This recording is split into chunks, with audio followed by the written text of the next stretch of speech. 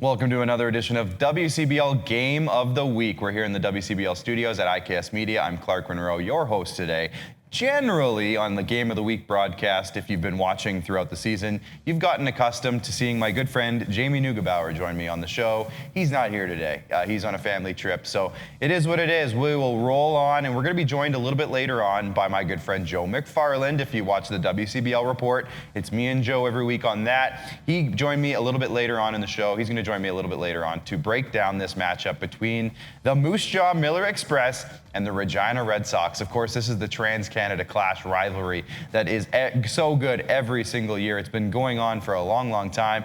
But just recently, in the last few years, they've introduced this trophy, so the rivalry means that much more now. By my math, I think Regina has a 2-1 lead in terms of winning this trophy in the last 3 years. I'm not sure if it's gone too much farther behind that. Maybe we'll ask Gary Brotzel if he knows anything more on that. But to my math, it's a 2-1 lead for Regina. As of right now, they've only played each other one time this season. There's a whole lot more action in this rivalry to come as the season progresses. They play each other a ton in the back half of the regular season, so it's going to be an exciting rivalry. But round two is tonight, and we're going to break it all down, show you the leaders for Moose Jaw, show you the leaders for Regina in terms of their individual stats. We're going to see what the matchups are like. I know for a fact the starting pitcher tonight for the Regina Red Sox is Holden Hungerford, the 6'2" lefty out of Downey, California, is going to be the starting pitcher. He's rocking a 3.50 ERA at the moment, and he's been super consistent this season. Very reliable starting pitcher. He's coming off a bit of a stinker, I guess, in his last outing. His last start was a 3 2/3 innings, 7-hit outing. Gave up 2 earned runs, which isn't all that bad if you think about it, but he did get pulled after 3 2/3. Coming off 2 straight losses in 5-inning outings. He gave up 5 hits against Energy City, 6 hits against Swift Current, but he did throw 7 strikeouts against Swift Current as well. So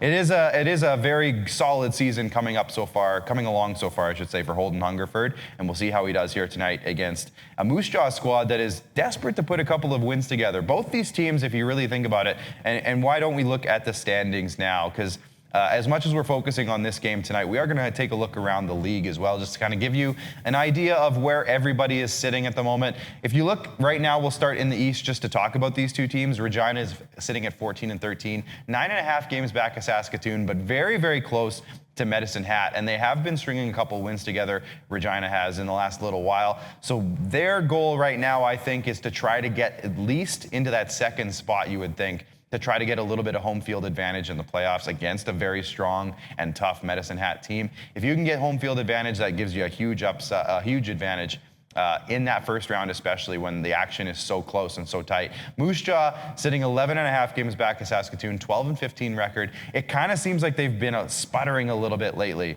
as they're 2-8 in their last 10 games. And the problem with that is that Regina is 5-5 in their last 10 games. So they haven't even been getting that many wins, and Moose Jaw has kind of given up an opportunity to gain some ground and catch up to Regina. So tonight's game is very, very important for both these teams. Regina wants to keep Moose Jaw as far away from them as possible, and Moose Jaw wants to inch closer because they also don't want to have to face, let's face it, they don't want to have to face Saskatoon in the first round of the playoffs either.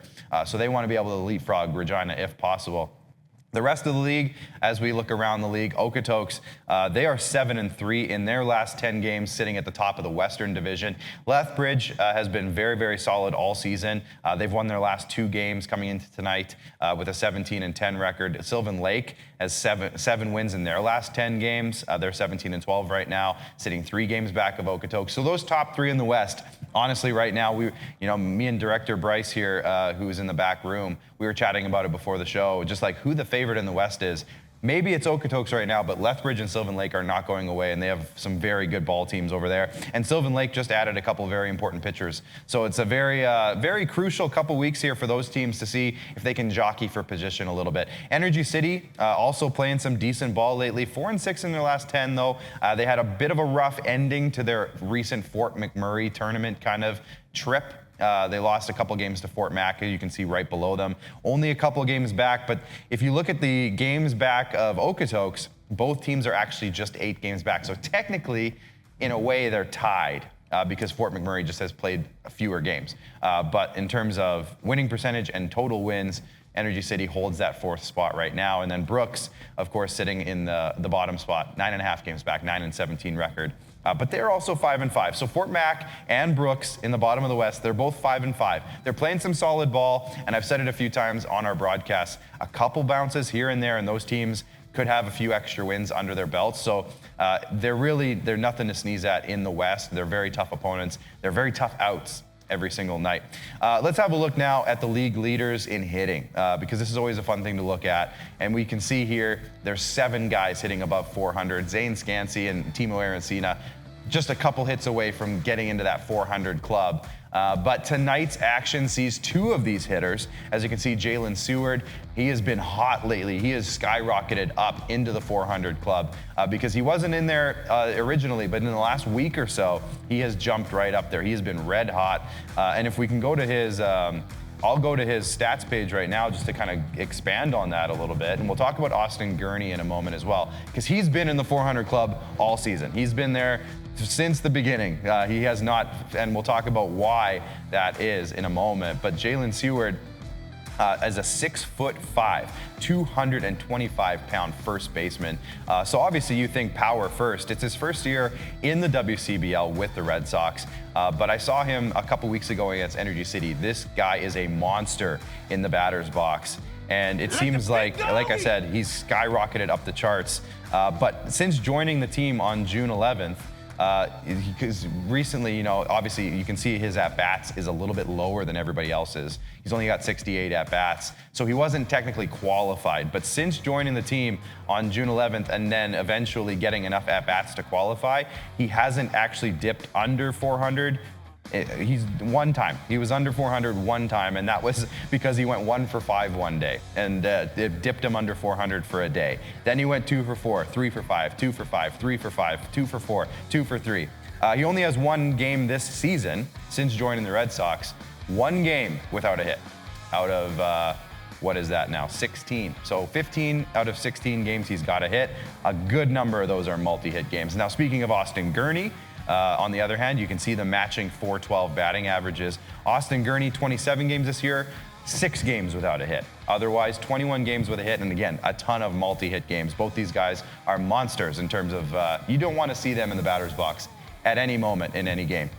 So that's kind of a look at those 2 guys, obviously the studs for tonight. We'll talk a little bit more about that with Joe McFarland in a couple minutes. The rest of the guys here, Carter Roth continues to lead the way. His batting average has dipped a little bit, just a slim margin in the last couple of days, couple weeks, but 435. I mean, what are you gonna complain about there? Bernie Sakaris for the Lethbridge Bulls has really jumped up there. He's an important player. Again, he just recently qualified with those 66 at-bats. He's just recently eligible to be in this top 10, so he's popped up there. Barry Eisman, Connor Krausen for Okotoks have been monsters, or dogs, you might say, for the Okotoks Dogs. Abia Medina for Saskatoon. A lot gets said about the Carter Becks, the Ethan Murdochs, the Ethan Menards of the Saskatoon Barrie roster.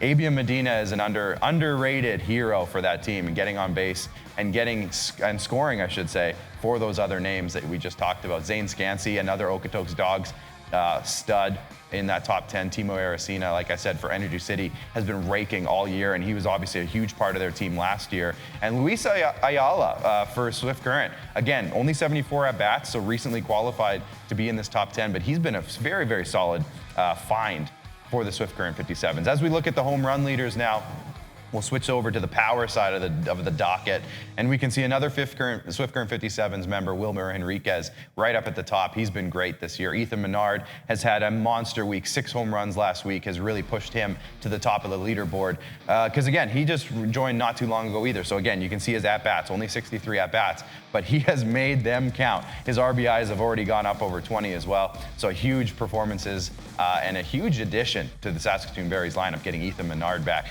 Trevor Dale has been solid for Weyburn this season. Darcy Berry for Fort Mac with 5 home runs. Carter Clearhout with the Lethbridge Bulls with 5 home runs. And then you go down the list, the rest of them have 5 home runs. Jaden Flores, Tyler Vanesti for Medicine Hat.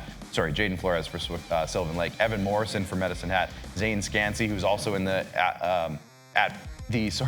the batting average leaderboard. And Aiden Macaris, you can see the mustache. Look at the mustache poking through under the helmet in that beautiful picture by Ian Wilson that you can see there on the left. That's Aiden Macaris for the Sylvan Lake Gulls. He's been having a great season as well. A couple of game winners. I think he had a walk-off early on in the year for the Sylvan Lake, so a great season there. Let's have a look at the pitching leaders now as we kind of move along here. Levi Abbott has cemented his spot at the top of the pitching leaderboard with 34 strikeouts in 25 innings pitched, a 0.36 ERA for Lethbridge. Blake Johnson was the leader for a very good chunk of the season so far. A couple of outings that, he probably wants a couple hits here and there back, but obviously very good season with a 2.03 ERA. And look at those strikeouts, 37 strikeouts in just 26.2 innings. Luke Glenn has been a very good player for the Fort McMurrays with a 2.18 ERA. Obviously, a couple of Fort Mac players are in the top of the leaderboards, as you can see. So a couple of guys, again, they've been playing some really solid baseball, 5-5 in their last 10. Maybe if Fort Mac can just get a couple bounces, they might be pushing for a playoff spot before too long. Braden Jardina has been really good for Energy City. I saw him in Regina a couple weeks ago. He had a great outing against the Red Sox. Adam Cordy has been the definition of, I'm going to say, like MVP caliber for Swift Current. Every time he hits the mound, it gives him a chance to win. He's been so reliable and solid with a 2.46 ERA in 40.1 innings pitched this year. He's a workhorse. Brett Getz for Lethbridge has had a fantastic year. Diego Quinones has just popped in there. We talked about him a little bit on the WCBL report with myself and Joe McFarland yesterday. You can go check that out now on the WCBL YouTube page. And Seth Gurr as well for Okotoks has been fantastic. So as we come back into the studio, that's a look around the league. But we are talking specifically about the Moose Jaw Miller Express and the Regina Red Sox. And to do that a little bit more in depth, we're joined now by Joe McFarland. Joe, I appreciate you joining me for the game of the week here today to break down the matchup between Regina and Moose Jaw. Obviously a pretty historic matchup. Anytime you get Regina and Moose Jaw in any sport, it's going to be a good game. But these two teams haven't really seen each other much this year. What's been their history so far this season? It's just the one game. And if that one game is any indication of what the next 5 or 6 are going to bring for us, fans are in for a doozy of a season series to end things off. And it all starts with tonight's game. A 7-6 Moose Jaw win in extra innings. It was Austin Gurney who ended it, and it was a wild extra innings. If you remember back to, I believe it was June 17th or 18th there, they went to extras. Regina scores 1 to take the lead in the top of the 10th, and then the Moose Jaw Miller Express come back, score 1 to tie it, and then Austin Gurney does the Heroes single to take home the victory. If you get those kinds of games over the rest of July here, the fans are going to be in for a treat. Oh, yeah, it's going to be fantastic. And like you said yesterday, if you tuned into the WCBL report, if you haven't, you can go watch that as well. But as you said yesterday, we're going to see more and more of these divisional matchups as we go now. We're in the second half of the season. So this is going to become, every game like this is going to be super, super crucial. And the crazy part about it is, Joe, these two teams are neck and neck. And they can't be much closer in the standings when it comes to the East Division. Let's have a look now, I guess. We'll go into Moose Jaw's hitting leaders. There's some important names on this list, some guys having some really great seasons. But who stands out for you when you see this list? I mean, anytime you see Austin Gurney's name on there, pitchers shudder. This is a guy who's been around the block a little bit and knows what he's got to do. Another name that is sticking out to me this year is William Edwards, who's everybody was kind of wondering heading into the season, who's going to replace Nate Mensick. And I feel like William Edwards has done it in a different way. It's not through the pure power that Nate Mensick has had over the last couple of years. He certainly has it, but he's providing some offensive stability for that team going forward. And Thomas Soto is a veteran as well. I think this is a team that's going to rely on those veterans to kind of lead the way a little bit for some of those newer faces to the organization. So a guy like Jackson Yeager's been very good for the Moose Jaw Miller Express this year.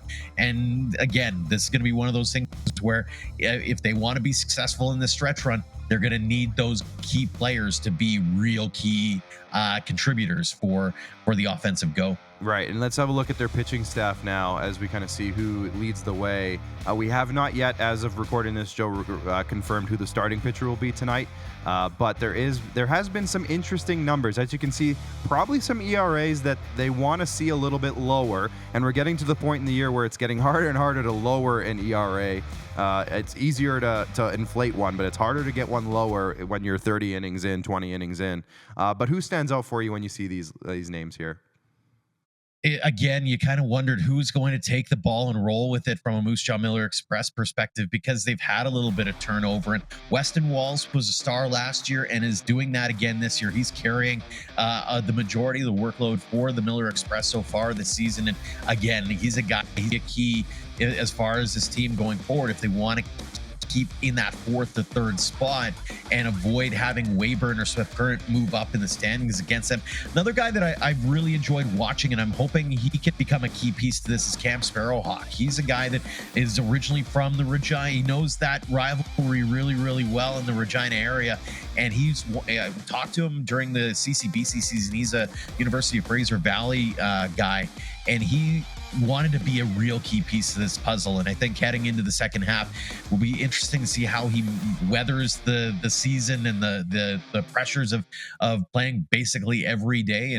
And there's a few other guys on that roster and in that pitching rotation that are going to have to take up maybe some bigger roles than maybe they were expecting to, especially if they want to make a late playoff push like they did last year. Yeah, so last year, Cam Sparrowhawk actually was in my senior men's league because he just didn't have a spot in the WCBL last summer. Had a really great college year, and he's expected to do some big things, but he's still a very young player. He's still growing and developing. He's got some good stuff. It's just a matter of playing at this level. It's a tough level to play at. There are no easy outs. So it's a big a big step, I guess, for Cam Sparrowhawk, but I expect big things from him going forward. One cool name too, Nathan Pizio, of course. We talked about him last time Moose Jaw had a game of the week, and he's a hometown kid, so it's a really cool story. I think he's been kind of a high leverage reliever. I think he's closed a couple of games for them, so really cool stuff there. As we move on to Regina, let's have a look at the Red Sox hitting leaders right now. Some big names, some big numbers here coming up here, Joe. But as you can see, a guy like Jalen Seward has been really skyrocketing up. He just crossed over the 400 level in terms of batting average recently. Jackson Searing has been a stud this season since returning from, of course, LSU Shreveport, which, if for anybody who might not have heard, an NAIA team that went 59-0 this year, didn't lose a single game all the way through the playoffs. Really impressive stuff. But there's some other names on this list too that deserve some coverage. So who stands out when you see this list? Obviously, like you said, the LSU Shreveport guys have always kind of captured my attention because I'm like, how are they going to gel with the rest of this team? And you're seeing a bit of some growing pains maybe there, and why this team isn't running roughshod on the division like they did last year. And they've had some really tight battles with Saskatchewan and just coming out on the wrong side of things. But I look at a guy like Jackson Searing. He's come in just a guns a-blazing through the course of the first couple of weeks here that he's been back. He hasn't been here for the full season yet. Riley Bender's been on an absolute tear as well for the Regina Red Sox. And again, they needed some of these newer faces to do some damage. And a guy like Jordan Tucker is doing that. And nice to see a hometown guy like Brady Bye get to do what he's been doing as well behind the plate for, and having some fun as well. If you haven't checked out the Regina Red Sox social media account, Brady Bye was actually mic'd up for a game recently and had some pretty fun moments with the Regina Red Sox there. Love seeing that kind of interaction there too. So again, this is one of those teams that they've got some depth, they've got some power, they've got a little bit of everything in that batting order. Just a matter of putting it all together and having some, I'll call them team at-bats to get a few more runs across the plate. Yeah, two things on that. First of all, just a really cool story. A couple weeks ago, I was helping. I do some baseball coaching, instructing on the side, just as a little side passion of mine. And I was helping out a 15 and under team here in Regina, the Athletics. And who shows up but Jackson Searing and a couple of his buddies from LSU Shreveport to help out with the practice. And obviously, Jackson kind of took the lead. I think he's one of the older guys from that group. But, just to see him kind of run that practice from my perspective, I'm like, that is a baseball guy. Like, he loves baseball. He's from Kansas. He's got that kind of Midwestern accent. And it's just like, oh, this guy's going to be a coach one day. You can just see it. So really cool stuff. He is a baseball player, that kid. So I love Mm-hmm. Jackson Searing.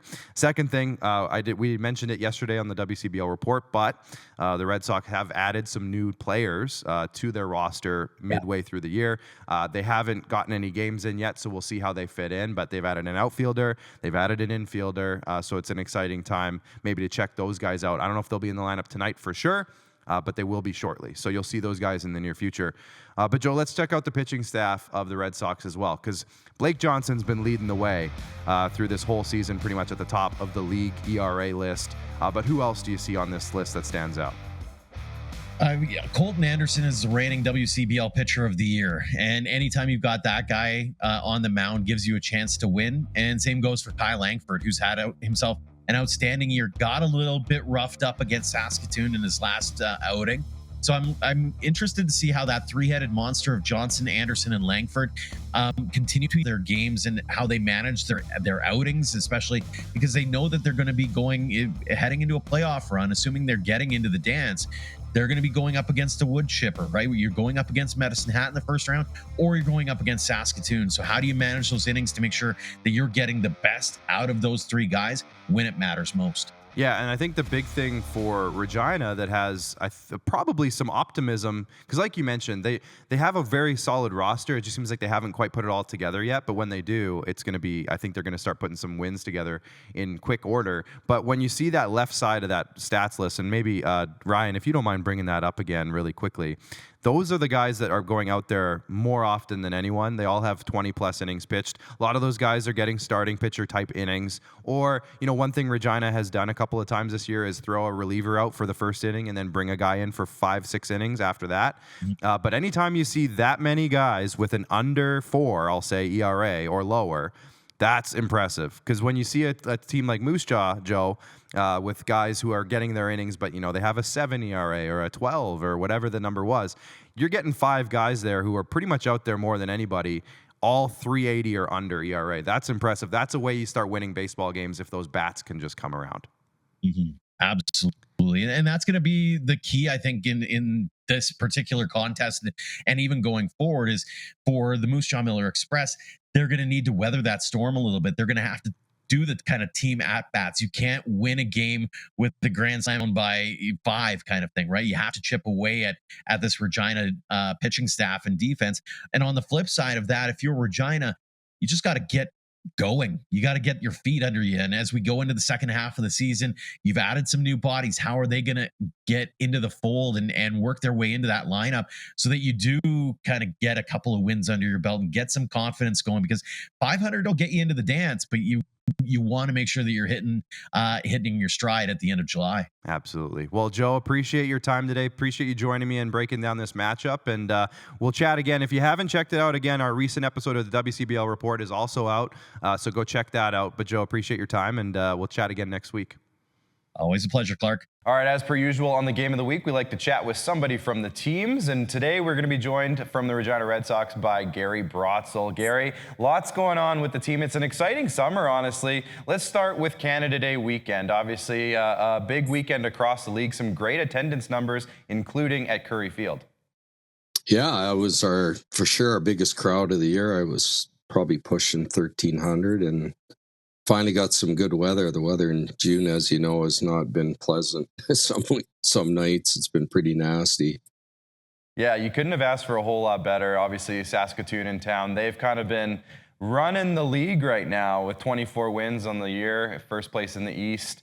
You guys have done a pretty good job so far. I think from what I'm seeing, you won the last 2 games, obviously. So that's been a nice kind of change of pace, but it's kind of been up and down so far for the Red Sox to this point in the year. Yeah, we've been a little bit of tinkering going on with our lineup, but that's still continuing. But I think the pieces are falling in nicely here, and I think we're going to be a different team the second half. Yeah, well, it's already showing signs, but you just mentioned it. You're tinkering with the roster a little bit. 2 new faces have played a few games for you so far, maybe 1 on the way. Can you kind of talk about the new names that are going to be joining the roster here or already have? Yeah, in the last couple games, we added Ian Montz, the starting center fielder from LSU Shreveport. Of course, everybody knows the history there, the great season they had, and I think he hit 4th or 5th for him. So, I mean, he's definitely a good player, just hasn't played for close to a month now. So, needs a few at-bats. Once he gets going, I think he'll do something, have a special year. And then we added another middle infielder, second baseman, Jacob Steele, who was, I believe he might have been voted the top Division II defensive player of the year. And he's made some fantastic plays at short the last couple of games. His range is crazy good. So, yeah, with Matthew Fox at short and Jacob at second now, I think we're pretty comfortable. We got a pretty good middle infield there. We were talking about it with Joe McFarland, but when we looked at your pitching staff so far this year, a lot of your workhorses, the guys who I think are getting 4 or 5 innings a night, they have great ERAs. Holden Hungerford's getting the start tonight for the Red Sox. He's got a 3.50 ERA, and there's like 3 or 4 other guys that are right around that same mark. Is that a strength of your team, would you say, your starting pitching, and how far can that take you in this league? Yeah, starting pitching's good. I think we're still short one in my, well, yeah, we're looking for another starter. Nick Yard did a spot start last night for us and pitched great, so I don't know if that'll be the remedy. I don't think he's a starter by trade, but pitched 7 great innings for us. Definitely looking for one more starter. We had Drevon Ziegler sign the number 1 at LSUS, decided to play in Texas, and now we're hearing that he's not happy there and might be making his way this way. So if that comes to if Drevon gets here, I mean, we're absolutely set starting pitching wise. Little light in the middle and really strong on the back end. It's usually a good combo, though. I'm sure you can make things work, and as things fall in place, like you said, maybe a guy here, a guy there, could change the whole thing.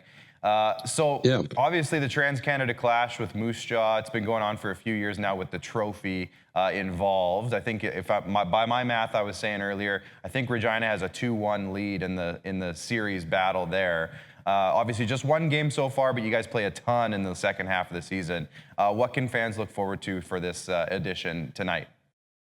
Well, Moose Jaw Regina's rivalry was that was probably the best rivalry we had. I don't know, maybe Saskatchewan might have moved ahead now, but I mean, those 3 for sure are always great tilts, and something always happens when we play Moose Jaw, especially over there.